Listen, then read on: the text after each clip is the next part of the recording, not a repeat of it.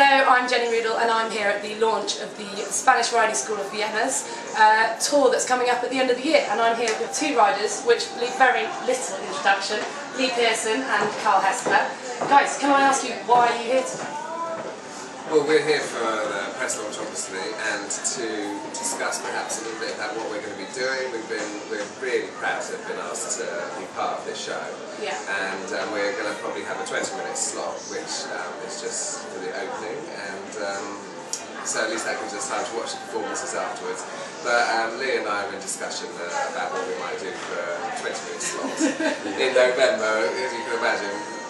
My ideas are always the same as his, and vice versa, but we're going to come to an arrangement. So it's incredibly exciting. I mean, have you guys seen the Spanish Riding School before? Have you been out to Vienna? I've never seen them live before. I've seen them on television, on the internet, and we've met some of the guys today for the first time. Obviously it's very classical and very strict. I think our display will be more educational, more amusing, probably with us two riding around together. I don't know whose idea it was to let us loose together and on a free rein, but no, it's a great honour. It's the first time that the Spanish Riding School have been to the UK, and to be asked to be part of that, I'm really flattered. And you two are both, I mean, you've both ridden on such huge stages before, but riding at Wembley, is this going to be new for both of you, Carl? Yeah, I mean, I've never done anything like this, and it's really interesting because obviously the focus will be on us entertaining this time, whereas normally on the stage that we're on, you're so engrossed in what you're doing, and team competition, it's a very different atmosphere. I'm quite looking forward to it, I must say. I mean, I think what we'll be doing is probably a bit abusive, but it'd be lovely for the crowd to be able to see the Spanish Riding School. I mean, I've never seen them live either. It's been interesting because there's been some things on the internet, old programmes, and I remember watching White Horses when I was growing up on television. You might be too young to see that programme, and if you look on the internet now you can see it was about the Spanish Riding School, and it's really, really gorgeous, and I can't wait to see it.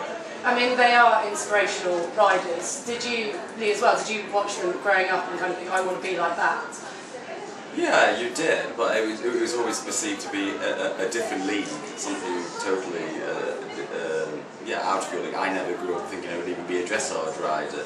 I was quite rubbish at riding horses when I was a child, so kind of I've gone beyond my expectations. But I think it's great that a power equestrian rider has been asked as well. Obviously, you've got the most modern FEI sport with power equestrian, linking in with one of the most classical areas of sport and art within equestrian. So I think that's a great honour for our sport as well. I mean, there is a lot of discussion at the moment as well between the classical versus modern dressage. I mean, how do you guys feel about the classical way of training and things like that? Do you look at those ways of methods and use them in your own methods? Or do you, I mean, there's a lot going on at the moment about it. What we have to do is tradition, and you know, it's correct, and it's something that we all can follow. It's hundreds of years of tradition and way of training. And it's a very sound, correct way. I mean, we know that in the Spanish Riding School horses go on until they're 25 years old. You know, modern day sport is very demanding, and you need to have a really good system of training to help your horses last. And I think that you know, we can all look to that as a way of training our horses. Do you think you'll take the opportunity to get some tips and to learn from these guys, because you're going to be watching them every single night? Well, I mean, I think the beauty of it all, it is ballet really. I mean, it is a spectacle. Yeah, I'm sure we'd all like to sit like that, but we also we'd have to agree to be as disciplined as that, and we can't be as disciplined as they've been through years and years of training, and I'm more interested to know what they think about us more than what we think about theirs. I think I'm very interested to see what they think of me, because seeing me walk along today, they've never seen me ride before, so I'm quite excited and interested to get feedback from them. And about the way that they, how they perceive power equestrian, if they have any disabled riders that they support. That would be incredibly interesting. And also, when you look at their horses, do you kind of go, I'd quite like to have a go on one of those? Or do you I will do it. In November, I will certainly want to jump on and have a go at that one.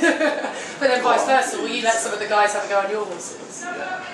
Yeah, I certainly would, because I think their perception of our horses are probably more a quite sedate version of dressage, whereas my horses are full sport horses and they can be naughty and rude and cheeky and excited like dressage horses or classical dressage horses. So yeah. I have to ask just quickly, do you have any idea now which horses you're going to be taking on the tour? Who we can look forward to seeing, or is it going to see who's going well at the time? I think that's more the case. I mean, obviously, with 5,000 people, we want to have our good horses there. We want to have horses that maybe people can relate to.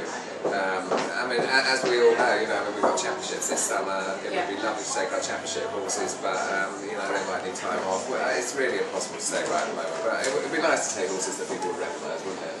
For me, I've just been confident of taking a horse in front of 5,000 people. It's going to be nerve-wracking enough. Well, coming on to the next year, the Olympics, it's going to be good preparation, surely, especially for some of your horses who may not see bigger crowds. Yeah. Is this an ideal opportunity to get some of those horses out, perhaps? I think it will be one of my younger horses, or it'll be perhaps I'll try and acquire an advanced horse. It depends if I want to show Power Equestrian in its true light, or if I want to keep up with Carl and do some Grand Prix work and show up and not get left behind. As we all know his competitive nature.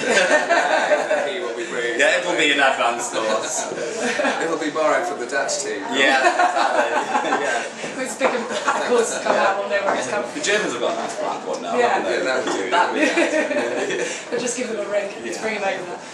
Well, thank you very much for talking to us today, and good luck, and really, really excited about seeing you guys on the tour. So have a good rest of the year, good luck with all your competitions. Thank you very much. Thanks for talking to us.